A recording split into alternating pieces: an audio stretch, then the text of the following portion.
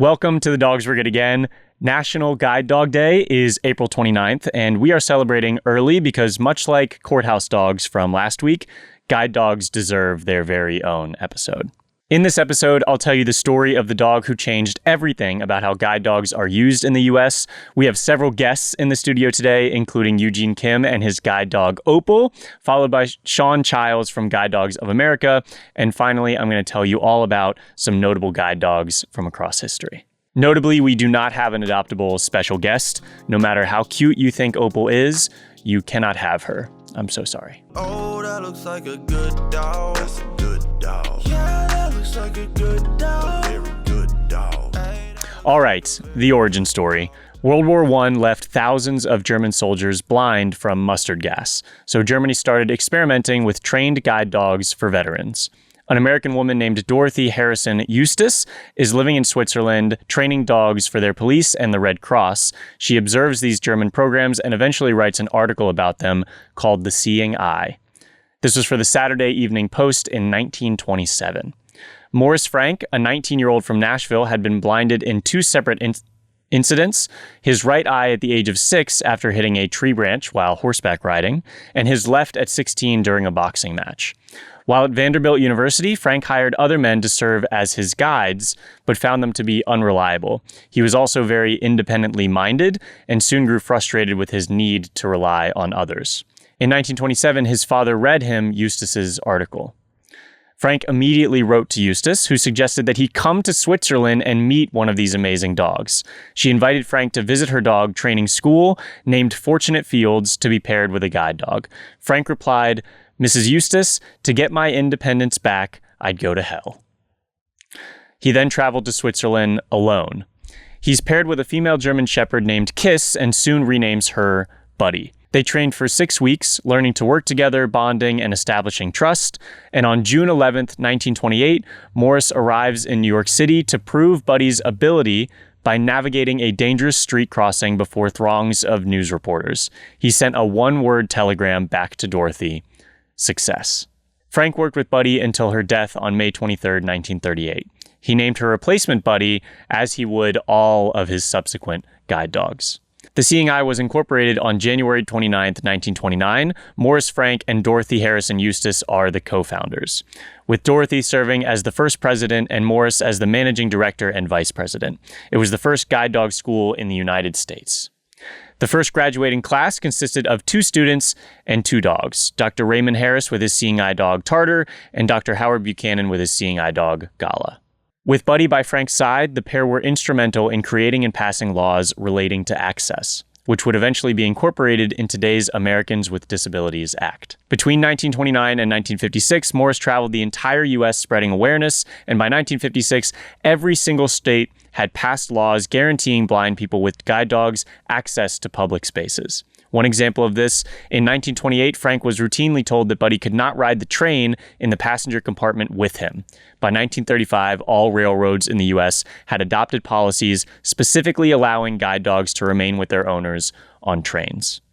Today, guide dogs are allowed everywhere that the general public is allowed to go. This includes restaurants, taxicabs, airplanes, hotels.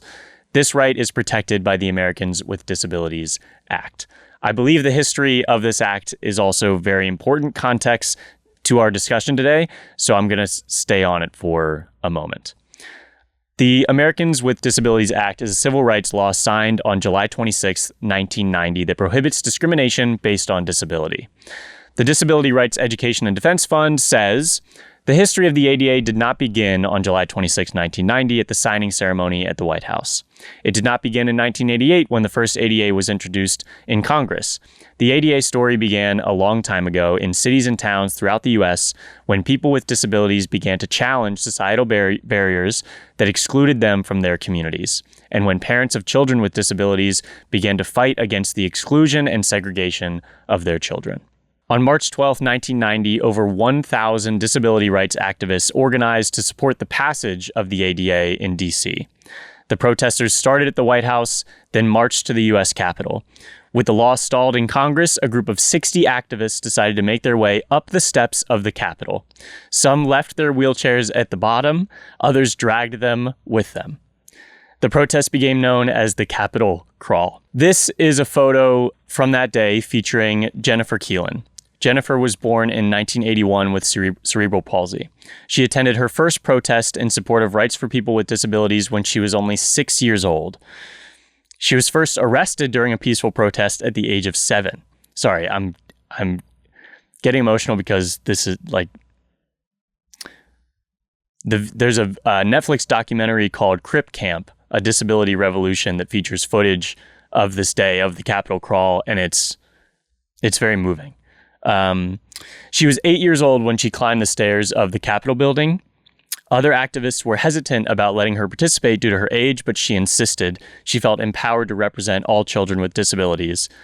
In that documentary, there is a clip of her screaming, "I'll take all night if I have to." I am now joined by Eugene Kim and his guide dog, Opal. Welcome to the show. Thank you. Yeah. How long have you two worked together? It's been a little bit over 3.5 years now. Okay. What's up? How many guide dogs have you had? So she's my first one. Really? Okay. And I actually lost my vision about 6 years ago now. Okay. So fairly new to kind of just blindness and in the guide dog world. What was your relationship like to dogs before that? We had some Shih Tzus when I was younger in the family. We had like 2 and then kind of had some mutts early on. But but after that, like there was kind of a span of time where I had kids and those were kind of the household pets, we'll say. Yep. Yeah. And some guinea pigs. I'm currently in the reverse situation where I have a dog and I'm not thinking about kids. So that is my child right now. Fair. Walk us through the process of getting Opal. What was that like? Yeah, I guess the first thing before even going to guide dog school was learning how to use a cane. And the reason is because you're trying to, it's called O&M, which is orientation and mobility. And yeah, if you're blind, you just got to figure out how to navigate, like getting across streets and, getting past curbs and all that kind of stuff. You have to know where you're going before you can actually think about getting a guide dog. That makes sense. Right? Because guide dogs they're not machines, they're not automatic. You're kind of working together as a team. So full disclosure, my wife is an optometrist. Okay. Which is kind of ironic, but she's the one that found out about Guide Dogs of America. And she's been kind of the big presence that has like kept me going and finding me all these resources. So yeah, she found out about Guide Dogs of America. She knew someone who was her patient, who was actually working at Guide Dogs of America at that time. So they kind of connected, got me in touch with kind of their admissions person. And yeah, the ball started rolling from there. I had a trainer come out to do kind of like a test run. You don't bring a dog. It's just like the harness and it's called Juno training.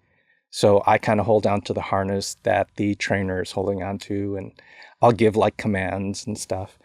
And so she's just there to, I guess, check out me as a person and then also just see how my skills are getting through places. So we did that. And then I think it was probably like a year wait. Okay. Which was really a nail biter because you're just hoping you can get in. It's a little bit like getting to college or something like that. Okay. And and then I got the call. Depends on what dogs are available, what students are available at certain times, and they just kind of try to match you up. Okay. Yeah. So the matchmaking process, is that something that is likely more convenience than it is matching you with a particular dog based on that dog's skill set, your specific needs? Or Sean, my trainer, may be able to answer that. Good, because we're talking to him next. Yeah. But from what I know, the first 3 days that I was there, you don't have a dog. Again, you're just doing that Juno training. The trainers are kind of observing your gait, how fast you're walking, the type of personality you are, and then that's where the trainers come in and try to like match it with the number of dogs that are already there. Understood. Yeah. Understood. What did that very first walk with Opal feel like?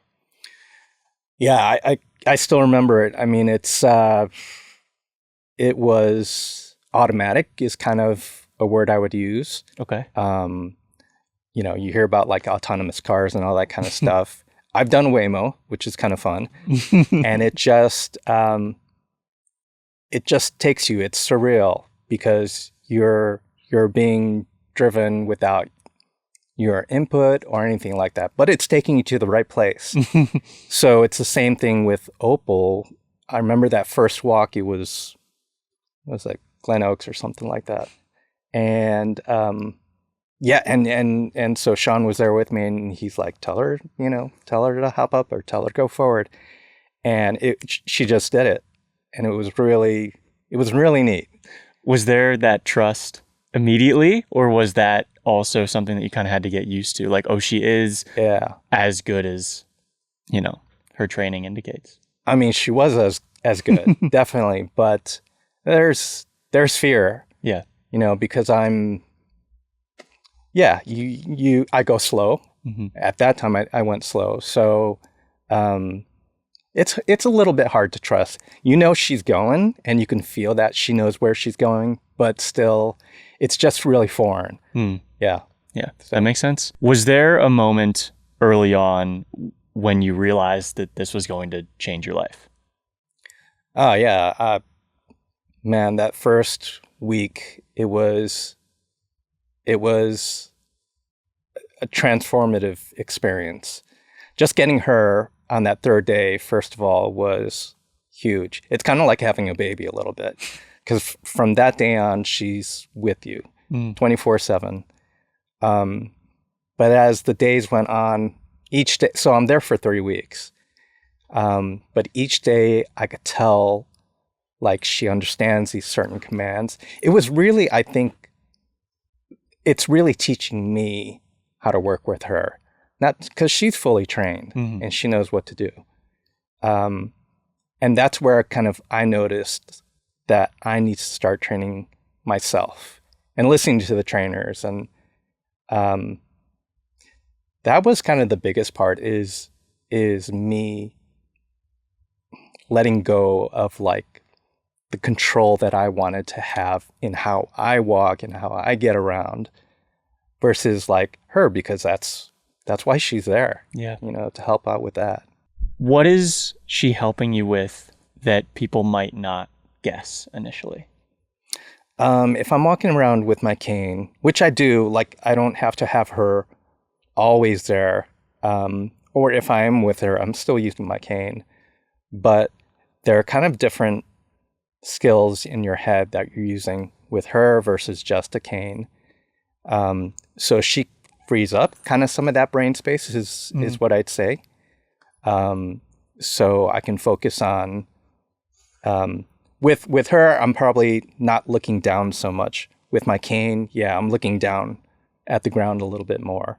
So she kind of allows me that freedom to walk a little bit faster, a little bit normally, versus kind of just, having my head down and just kind of trying to feel things out. Mm-hmm. But you know what? I mean, we've gotten really good together, and that probably helps out with the speed. I kind of don't even think about it so much anymore. Yeah. She's just there. I pick up the handle and we just go. She's a little bit of an extension of yourself. Yeah, exactly. And that's the idea. Mm. Yeah.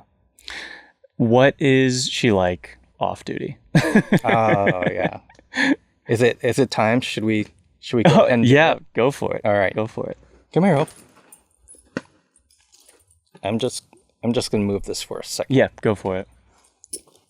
And now this harness, is this a pretty typical harness for a guide dog? Yeah, it is. From what I understand, each school kind of has their different like manufacturers, and and this one kind of moves a little bit. Some are like really tight, More stiff. yeah. So it's a little different for each school. I like this one though. Come on. Oh, yeah. There we go. Oh, it's Roughwear. We've partnered with Roughwear before. Yeah, They're yeah, great. exactly. We love Roughwear. I love their booties. Oh, she's got fashion from them. She's got a lot of different things. Opal, you gonna say hi to Matt? You're off the clock. Can I say hi to Yeah, yeah, absolutely. Amazing. Absolutely. Look at that butt. It was very hard not to do this when I first saw her. Very hard. And I wore black just for you. All your glitter, your confetti. Oh, wow. there you go. So she's a dog, off She duty. is. And I think, as you could tell, there was a bit of a switch, a very apparent switch. What is that like? Has it always been there? Yeah. Yeah. Yeah, because they know that this is, it's working time as soon as they feel it on their back, and it's great. Like I love it because I'll bring her to a place where I am trying to work, or we're trying to work, and we're trying to get to places, and people might be around, but she's less likely to kind of get into people's faces and things like that if she has the harness on. But yeah, I mean, once we get home and we take that off, or even not home, like just right here. Yeah. Oh yeah, she turns into a silly, regular old dog. Yeah, good girl. And so she's yellow lab. Yep. And how old is she? She is about 6 years old. About 6? Okay. Yeah. What you doing, silly? You mentioned that you grew up with some dogs, but they weren't like a massive part of your life. Has this Not really. made you like that stereotypical pet parent Yeah. obsessed with their dog, even though they're working? Yeah, for sure. I know how to take care of dogs now. Like that's something that the Guide Dogs of America actually teach you, because It's a necessity, of Yeah. course. And you're Right. just kind of just getting thrown into that. Like, yeah, you're also gaining someone that you like. Opal, you're amazing, but you're also responsible for her in some of those typical ways. yeah, oh yeah. I mean, she's another being. She's a dog. She, it's just like any regular dog, as far as basics. Yeah. Yeah, You're hilarious. yeah. Do you know that? You are funny. You're a good girl. At the top, because we typically have an adoptable guest on the show. Right. Do not worry. I made sure that everyone knows that they cannot adopt Opal and that she's taken, she's yours, and no matter how cute she is, she's yours. Has there ever been a moment where Opal made a call that you didn't expect? Yeah, there are. Again, she's not a machine. I worked with Sean again. He was my instructor there, and he let me know that there's going to be days where we're not in sync sometimes, or she gets tired just like anyone else. She can get distracted. So there are examples where we might stop at the curb, and I want to go right, but she wants to go left. Well, it's not so much she wants to. It's kind of like she anticipates a little bit where she thinks I might want to go. Like your typical routes. Yeah, Okay. exactly. So, man, she is really digging in here, aren't you? She can do whatever she wants You're now. really digging in. This whole studio is hers. So yeah, there are times, but it's all about just taking a step back, resetting, and then moving forward with whatever that command is. And as long as we do that, we just like keep moving. Yeah, it just becomes kind of second nature to do that. Is there anything that you think people misunderstand about this relationship?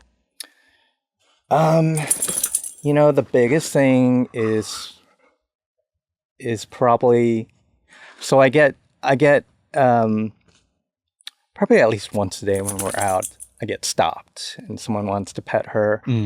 They kind of think of her as just your pet. And even if they see the harness, I don't know, it's something that pulls people to go to dogs.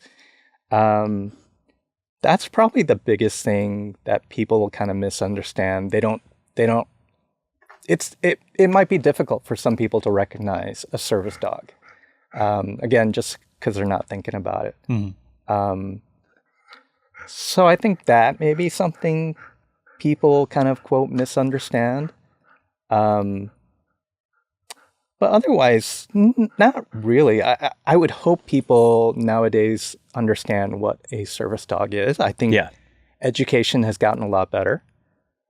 And yeah, there's, parents have been really good with educating their kids. So I've seen a lot of like positive kind of movement as far as education. Like people will come up to me, parents will come up to me and with their kids and say, hey, can we pet your dog?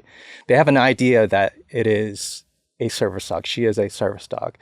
But they'll ask and I'll say, no, I'll explain. And she's like, yeah, I thought so. And they kind of back off. But I appreciate that. Yeah. There are some from like, we'll say the older generation that don't have that. I was going to guess that demographic, but yeah.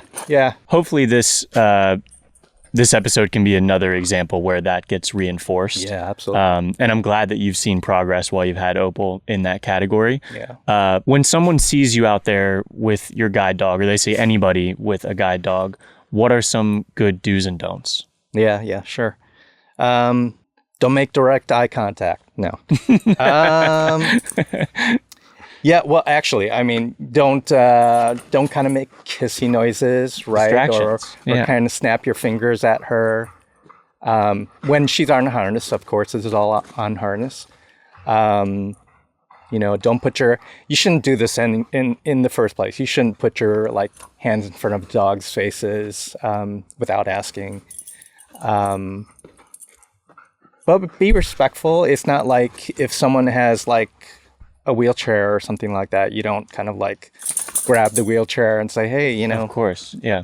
Or other, kind of assistive devices. Really to see her as a tool that is being utilized in the same way that you wouldn't approach someone with a walker or a wheelchair. Yeah. Yeah. She is.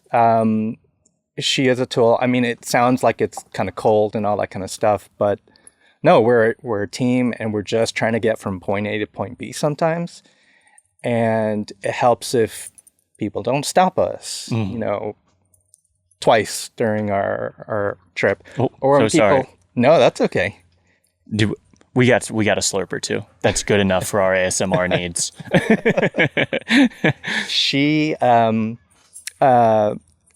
She does love dogs, so that's something we're always working on. So it helps when people will kind of curb their own dogs. Of course. Instead of letting, hey, my dog's friendly, go, talk to each other or whatever, go sniff each other. Very different scenario, but my last dog was very reactive, very dog reactive. Yeah. And so we were the ones that were always crossing the street to get away from other dogs and just trying to like either make it clear that he wasn't friendly or that like we just needed that space. And it really put a fine point on the necessities of keeping your dog on a leash, whether they are friendly or not, because you don't know what all the other variables will be present on your walk. Yeah. Exactly. So that makes a lot of sense. I don't want to be too judgmental because this is a show for dogs and dog owners. No, it's fully educational. But if you have one of those retractable and it's like 30 feet away from you, it doesn't really count as a leash at that point. Just bring your dog in a little bit. Be respectful of the space around you. Yeah, I think there's certainly a line between like you can love dogs and still just be generally self-aware and respectful. Yeah. But ultimately, I'm glad that you've seen progress, and thank you for laying out some of those do's and don'ts. Oh, yeah, sure. So another thing is dogs in restaurants, pets in restaurants. This is a big thing for me because we try to minimize distractions, just like we were talking about when you're walking down the street. Or if you have another dog, a pet inside a restaurant, and the pet, for example, goes up to Opal and starts sniffing around. Opal's a dog, and she may react. She's not perfect. But that just means it does make things a little bit difficult for me to manage her and to walk around if I need to. If I need her to go forward to the cashier, maybe she's just constantly looking back. And so that's a big pet peeve, we'll say. Yeah. Please, there's no reason to bring your dog into a restaurant anyway because it's a health code violation. I mean, I know your dog may be well-trained and just well-behaved, but it's only for service dogs, and we don't want that to get watered down. They're emotional support dogs and all that kind of stuff. And there's a lot of kind of nuance there. So if we can just draw the line to having only service dogs, it helps out people like myself a lot. Yeah, and I'm sure the blurring of those lines for a variety of purposes is not doing actual service dogs any favors. Yeah. That is something we could probably do an entire episode about. I recently had to, or chose to fly with my dog, and the options when not labeling them as a service dog, like there are still options. And it was such a point for me to be like, we cannot do that. Like my fiance, who's just not as in the dog world as me, was like, oh, that's an option. And I was like, it's actually not. It's actually not an option at all. Thank you. Because it's such a disrespected line because that nuance has been afforded on the off chance, not the off chance, but like from a lot of perspectives, better to have an animal that is actually serving a role get in than those who are not serving a role.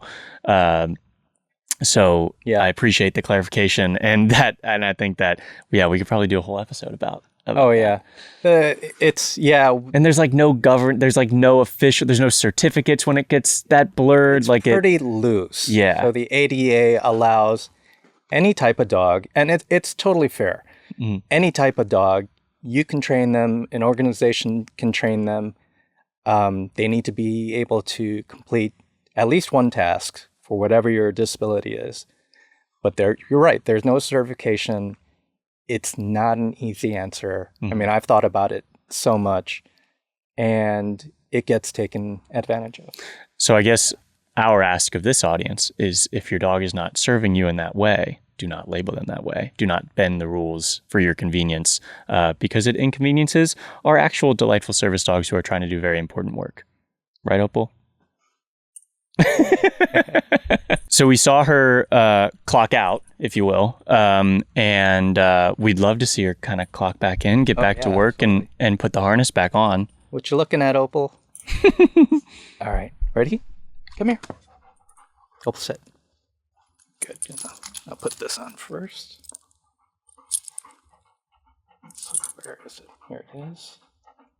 Okay, up. Ready?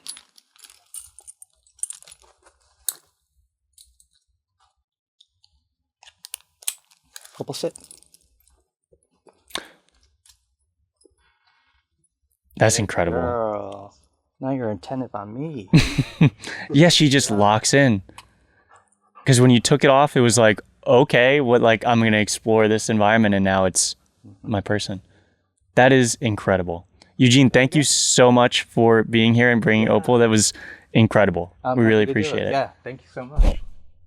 Come on, Opal. Let's go. Amazing. I am now joined by Sean Chiles from Guide Dogs of America. Thank you so much for being here. Thanks for having me. You were actually the lead instructor for Eugene.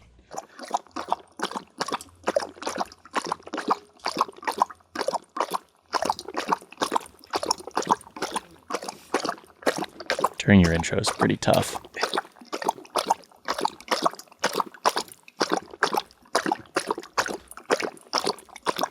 She's going for the record.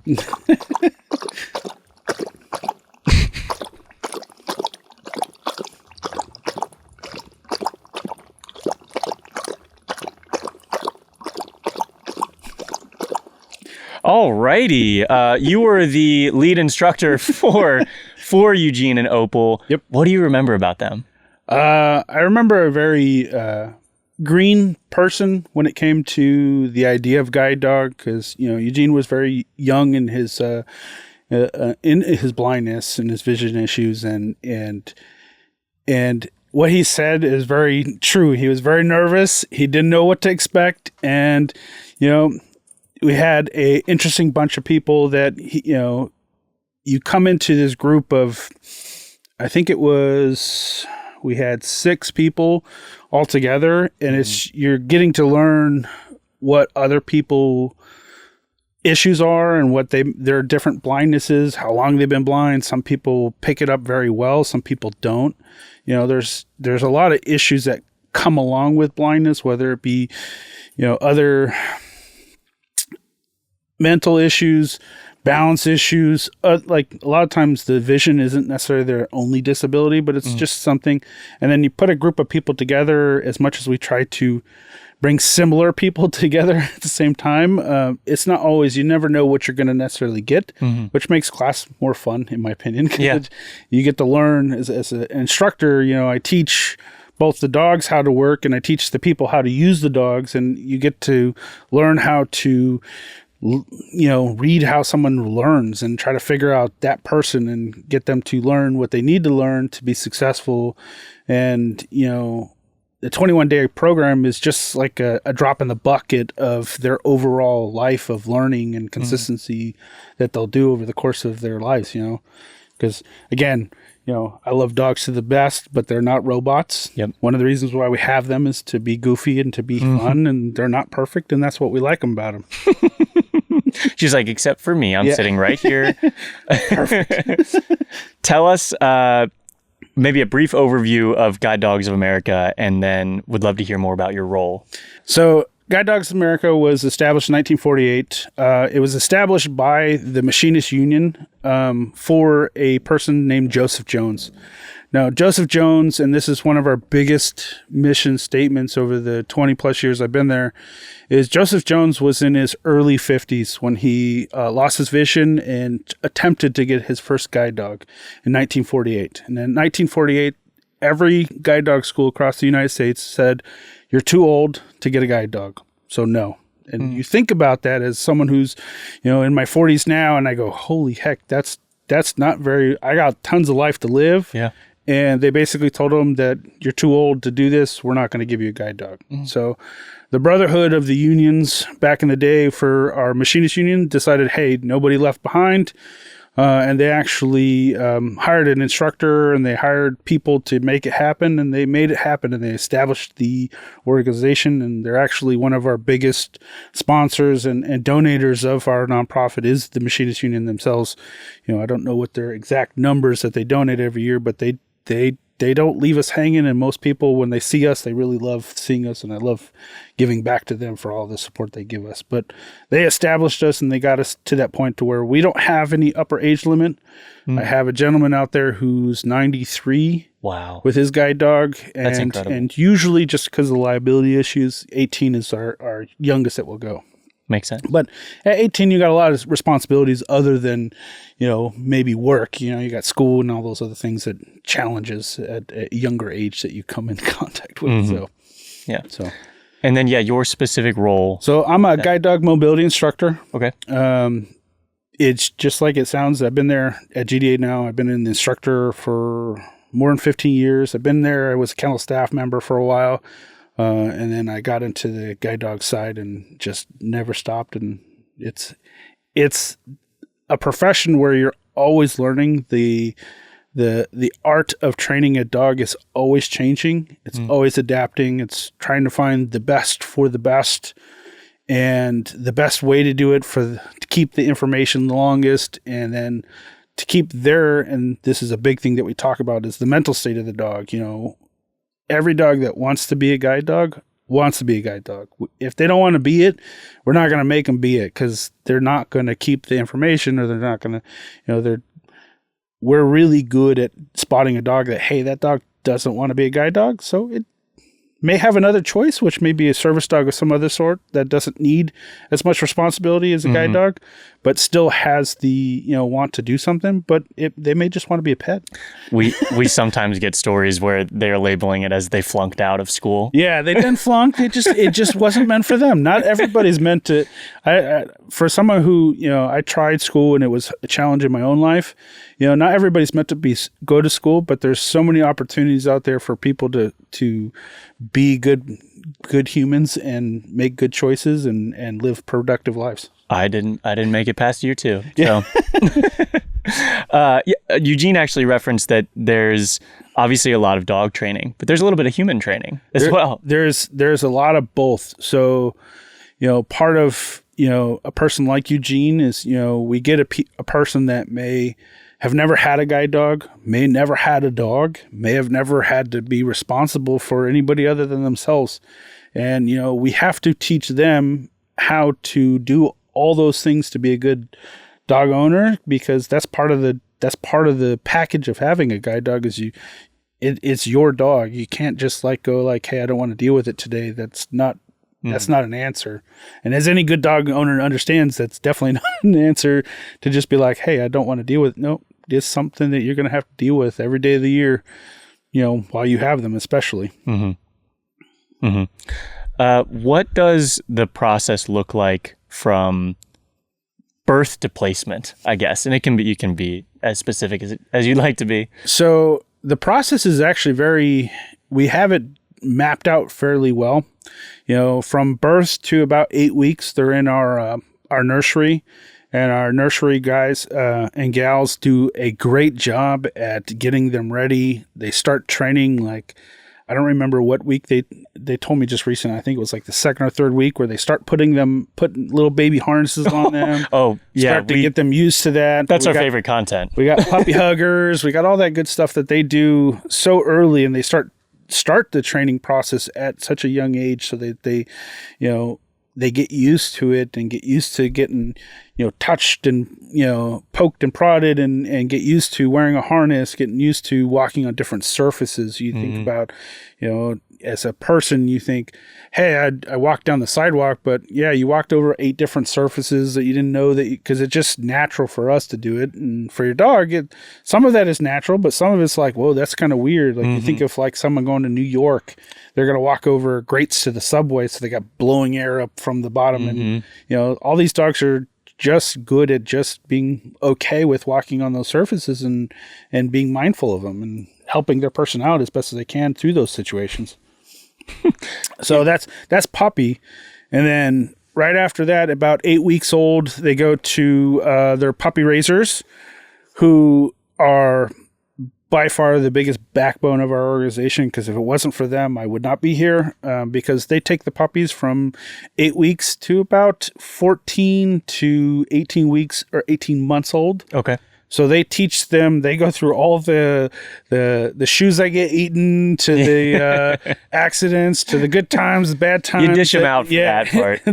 They get all, and just as they would say, just as they start to get to be normal or hap fun dogs, that's when they come back into us. But they do a lot of work to, get them around people, get them socialized in groups. Most of the time I would say that most of our dogs are really, I call them dog and people dumb, because I think everybody wants to be their friend and everybody wants to play. And that's part of living in the community or living out in the world, is they got to be okay around people and around other dogs and be okay to do that. And that's something that our puppy raisers start off at a very young age too, just getting them out once they're straight legal with all their shots and all that stuff. And I should have started with this, but exclusively labs? No. Okay. So we have 3 breeds that we utilize mostly, and one of them is a hybrid. It's not really its own breed. So we have lab and goldens are solid breed, and then we do a mix, so a lab golden mix. Okay. So for the most part, I don't know what the percentages are. It's something like 80% of the dogs that we get are Labradors, and that's the bigger number. And then after that becomes a lab golden mix. That's our next biggest number, and then we get probably about a couple a year of actual golden retrievers that we do. So Gotcha. it kind of depends on what the year looks like for us. Because, as much as our breeding department's really good at figuring dogs, it's still, you put two things together and you're like, I hope I get what I need. And sometimes it works and sometimes it doesn't. And that's just the fantastic thing about genetics. You never know what you're ultimately going to get. I'll pick back up at 14 months, but a question that pertains to that. Why is it important for you to breed your own dogs? I think you're speaking to an audience that is incredibly adopt, don't shop, which isn't at odds with this at all. But they're also aware that when they think about breeding, when it's for a working purpose, they're on board. Yes. But tell me why it's important to do that. So the importance is, or the big importance that I know of, is that we have control of some of the genetics. So we're able to dictate and respond to certain things that would maybe cause a dog to have issues, whether it be allergies, hip dysplasia, different things that could cause a dog to get retired early.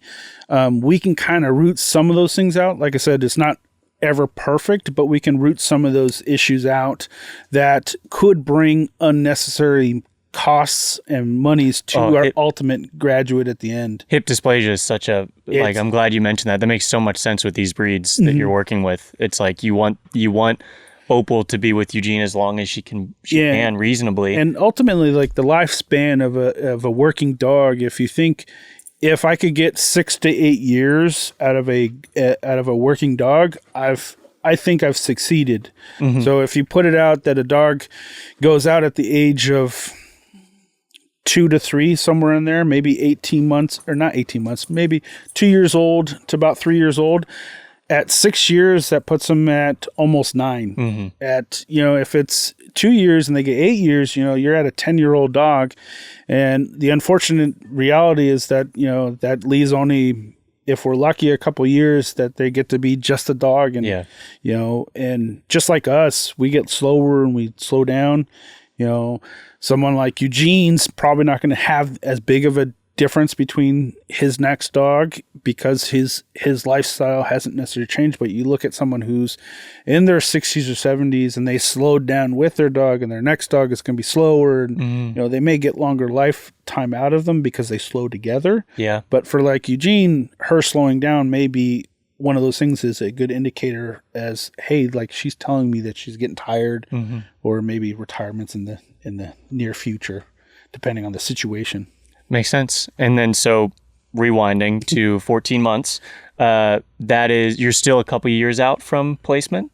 No. So at 14 months, it depends on the dog because every dog's unique and individual in its own way. And some dogs come into us at, 14 months. Some dogs come into us at 18 months. Okay. So it just kind of depends on where the litters are and how when they were born and all that stuff kind of matters, because we don't want to bring a dog in where we don't have the instructor to instantly pick them up and start working with them. It's not fair for them. We want them to have a very active life, especially because the kennels can be stressful at times. So we want to make them as happy and lucky. So getting an instructor attached to them, but if they're, in between, so we try to get it right about the same time as an instructors are ready for them, they come in for us. So, and then at that time, so like the process, anywhere from 6 months to a year for them to learn the arts of guide work, as I saw. And that can include some growing up, some maturity levels, because some dogs come in. I always say that guide dog school is like college for a kid. Okay. Some come in very mature, some come in not so mature.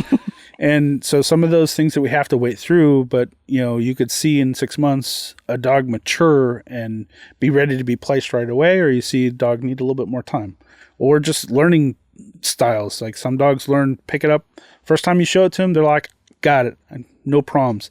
Some dogs like, oh, so you didn't want me to run you into that like the 10,000 times? And you're like, yes, that's exactly what I wanted. And they're like, oh, that's easy, I got that. It just depends on the dog and depends on the situation. Because most dogs, and I say it's like a spectrum. I'll have this big wide open area of dogs that kind of come through, and then I'm aiming for a hole at the end of the tunnel where they're all going to kind of meander into that hole at the end. but sometimes they're Yeah. way far apart, and sometimes they're right down the middle and they're just going straight down. And that's where you get some dogs that are done in 6 months and some that just need a little more time. Mm-hmm.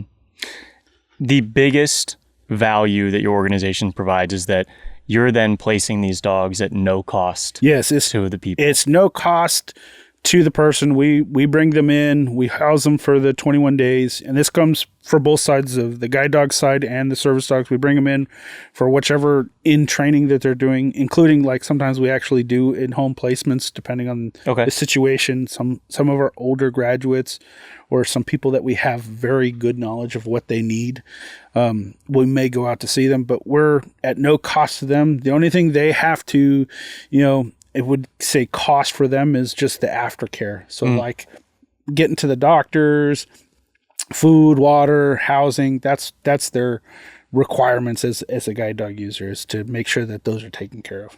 That's so incredible.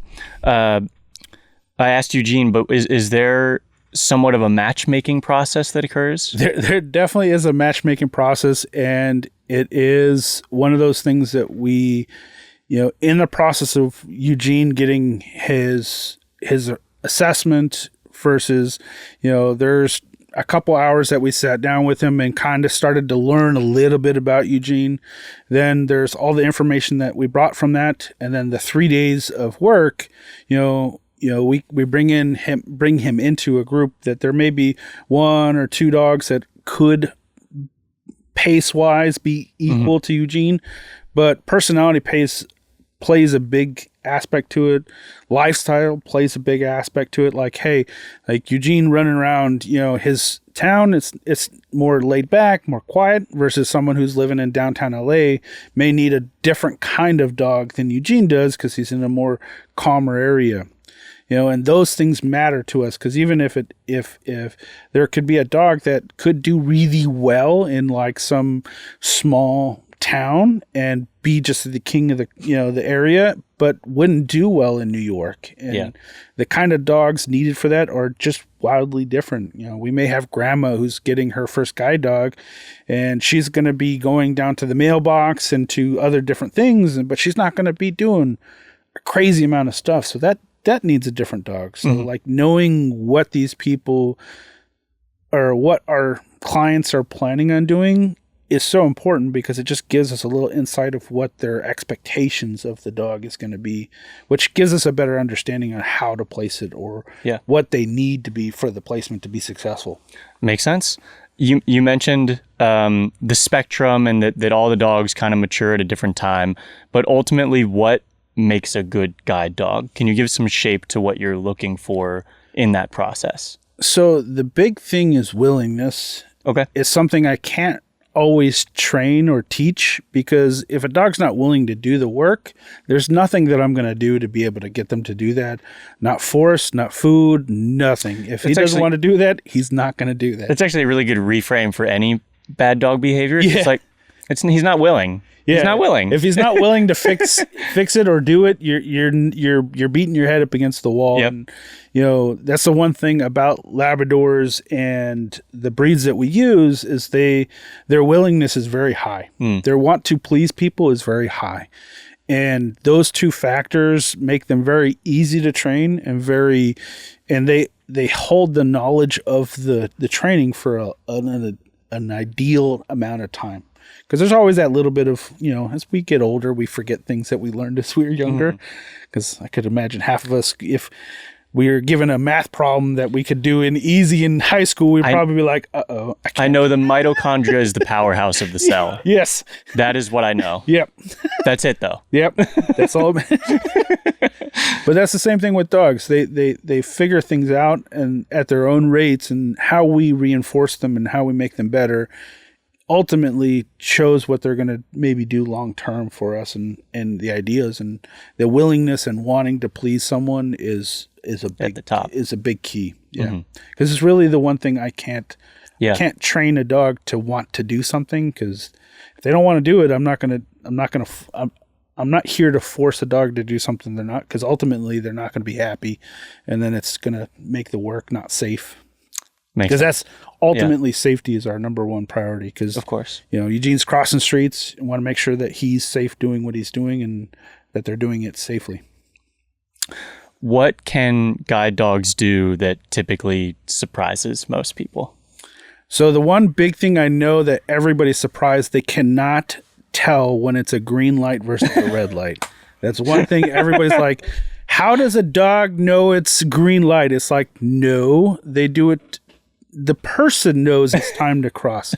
So that's one thing that people always ask, hey, how do they know? How do they know? It's not. The person knows when it's time to cross. And that's part of what, that O&M training that, Eugene talked about. That's what they learn. They learn when it's safest, because, LA, it's not always safe to go out in the street, but when it's safest to cross. And their dog is a backup system. And what people may not know is if someone were to cut off Eugene, and he's probably had this happen, we call it a traffic check, Opal's going to stop. If she feels that car gets too close to them, she may even back up, and allow that car to get out of the way, and that's one of those things that people don't understand, that the dog's paying attention to those things. Yeah. We've been sent stories, because they're very entertaining, engaging, of where a car will get too close, to the crosswalk, and the dog will come back and bark at the car and then continue with their person.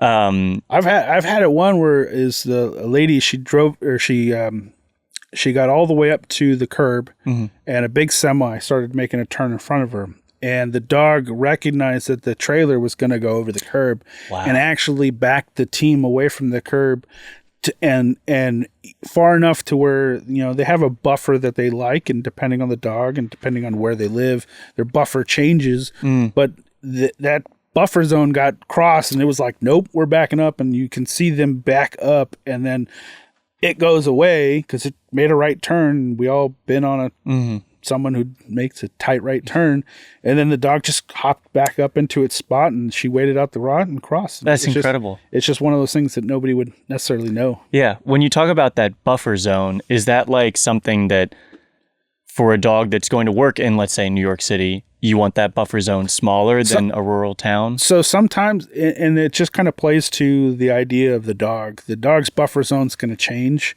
and ideally in a dog going to downtown LA, to New York, Chicago, any of these big hustle bustle, they're going to be able to have to deal with more. And if a dog has a big buffer zone, they're going to be, especially in New York or downtown LA, it's going to be stopping a lot. So we take an encounter with that, but there is a limit to that buffer zone. And usually, 2 to 3 feet is about the smallest we want to, because if you think about standing on the corner at,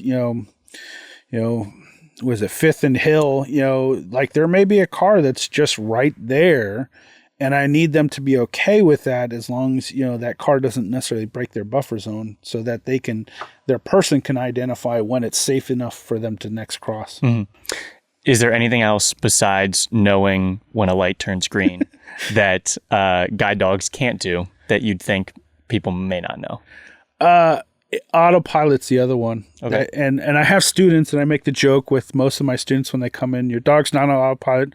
It will not know that Starbucks is 2 blocks away, and you can't just go out your front door and say, forward, find Starbucks. There are so many people that think that they are just like little robots, GPS. And they don't understand that it is actually team activity, and there's no autopilot for Eugene or for Opal. They need to be in it, focused on the work, so that they can get there successfully and safely is the key, because they are just dogs. They're going to make mistakes every once in a while, and we expect that. And, if we wanted robots, we'd have robots, but don't no fun. Yeah. What is that? Boston Dynamics dog scares the yeah, they're a little weird. It's just terrifying. A little weird. Terrifying. And they can't replicate fetch well. I just like half the students I know, and I'm not calling anybody out on this, but they sleep in bed, and it'd be weird to try to grab that robot. Yeah. No snuggling up to robots at your feet, They have failed to replicate the best parts of a dog so far. That's right. So Guide Dogs of America places more than guide dogs. Yes. Do you want to tell me a little bit about that? So we also place facility dogs, veterans with PTSD and other mobility issues, and we do children with autism. So we do those three specifically, and they just kind of fill out the other half because, like, when you look at service dogs and what they have to deal with versus what they have to, when we were just a guide dog school, half of our dogs would not make it because you need to be the astronaut to make this because it's such an importance. So, like, all of those dogs that didn't make it, they just got career changed and they got to be a dog, or some of them, or what we noticed more is that we had other service dog groups that were like, hey, if you had a dog that you thought would do well, and there's tons of dogs that have just little issues that we can't fix, but with someone with sight or someone who's got, abilities to do so, they can get past those things. So we partnered up with TLC with the 10-11 Canines, and now it's Guide Dogs America 10-11 Canines. And, we were able to save half of the dogs that, not half, but as much as we could to that side and be able to utilize more of what we have for what, it's expensive breeding and doing all that stuff. So they don't want it to necessarily go to waste. Yeah. So, you want to make the most of each dog.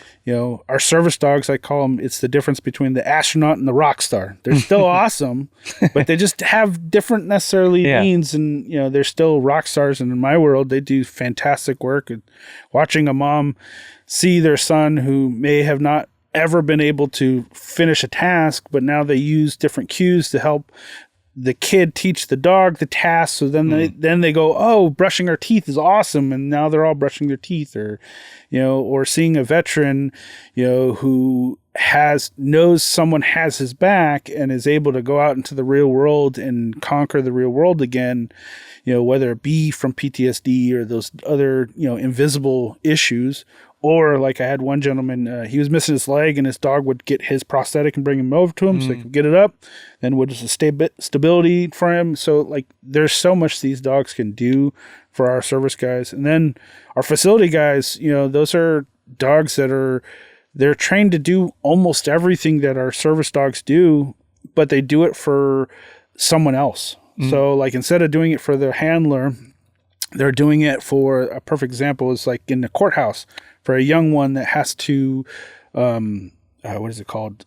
Do a hard testimony. Yeah. They can bring the dog that helps that young one feel confident and comfortable. We have someone in the sheriff department that has one of our facility dogs that brings them to challenging issues, whether it be for the people or for their own members. Fire department's a big one.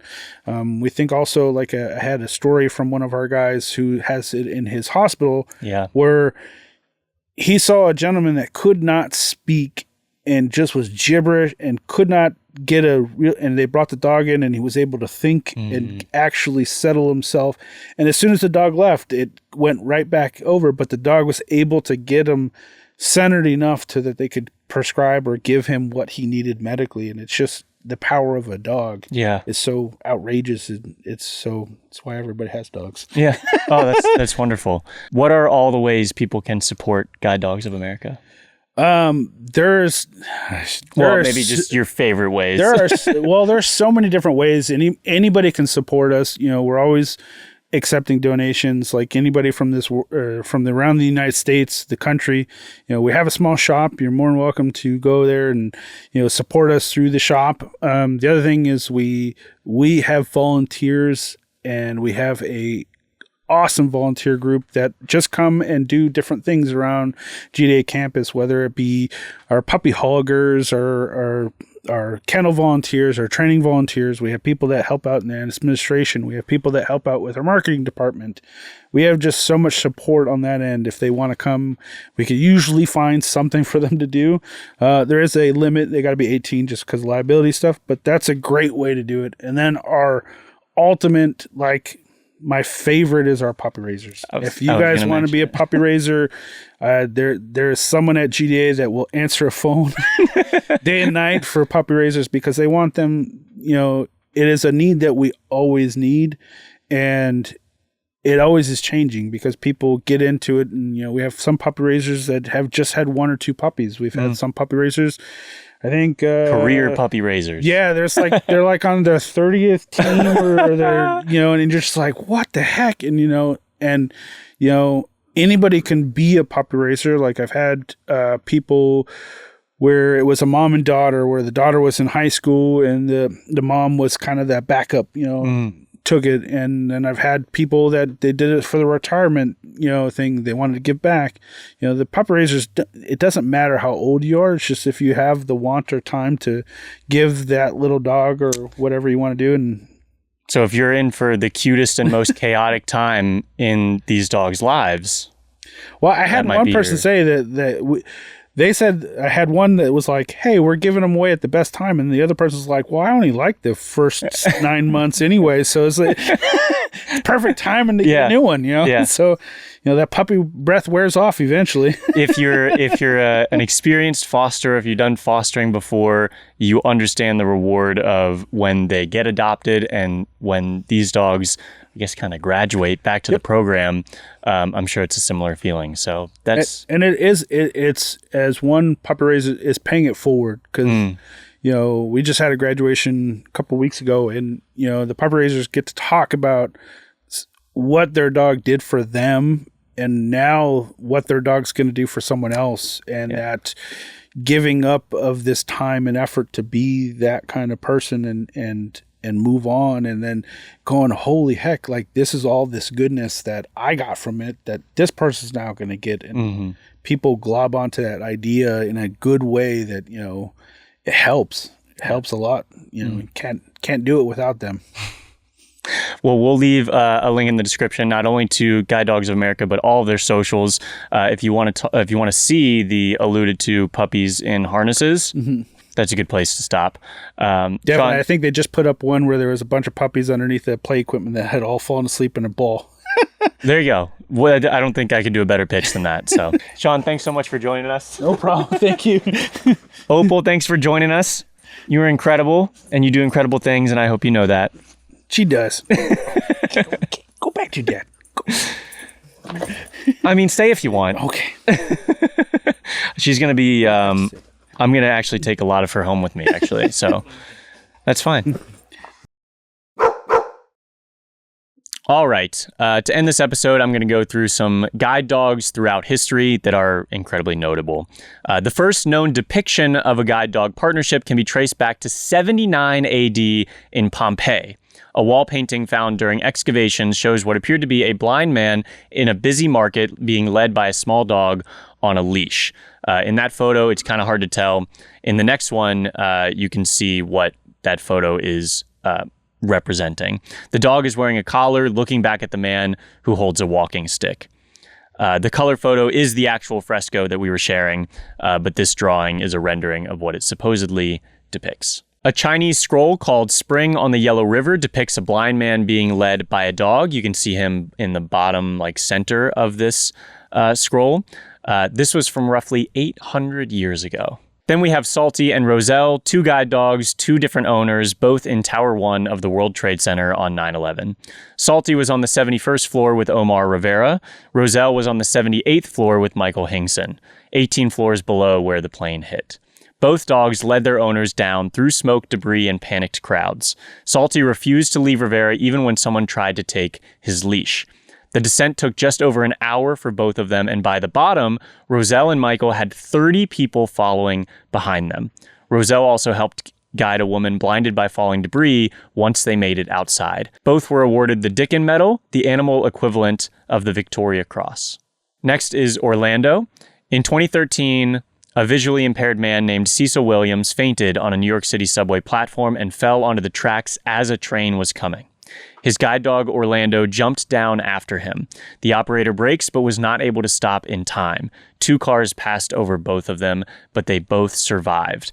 Williams just had a small cut on his head. Orlando was fine. Orlando was about to retire, and Williams' insurance wouldn't cover a non-working dog. So after the story went public, donors raised enough money to keep Orlando with him. Then we have Yolanda. Yolanda's owner, Maria Cristina Colon, is visually impaired. In 2013, burglars broke into their home at 3 a.m. Yolanda pulled Colon's bedroom door shut to protect her, then proceeded to confront the intruders downstairs, and they fled. Before leaving, the burglars turned on the gas stove. Cologne called 911 but was told police were already outside because Yolanda already called them using a specialized emergency phone in the home. Yolanda called 911 two more times after that, once in 2015 when Cologne fell unconscious and once in 2019 when a fire broke out. 3 times this dog saved her life. The final guide dog I'm going to tell you about is Nell. Also in 2013, on New Year's Eve in Liverpool, Leslie Halewood, in this photo, began choking on a chocolate. It's 11:30 p.m.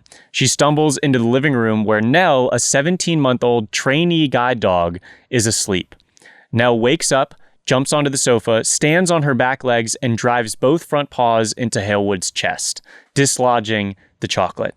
Nell was still in training and had never been taught to do that. Halewood described her afterwards as quite nonchalant. As a reminder, we did this episode because National Guide Dog Day is April 29th. Again, we'll leave a link to Guide Dogs of America in the description of this. It's just guidedogs.com, but we'll also leave all of their socials. Again, the ways to get involved with them, you can obviously just donate, but what is most appealing sounds like that puppy raiser program. But they also need on-hands on their campus really whenever. I believe it's in, did you say Selma, California? Yeah, Selmar. Selmar, California. Sylmar. Another big thank you to Eugene and Sean and Opal for joining us today. That was one of my favorite episodes, I think. If you enjoyed this video, give it a like, subscribe if you haven't already. If you're listening to this, add us to your playlist on Spotify and Apple Music, and we'll see you next time with an adoptable special guest. Oh, that looks like a good dog. That's a good dog. Yeah, that looks like a good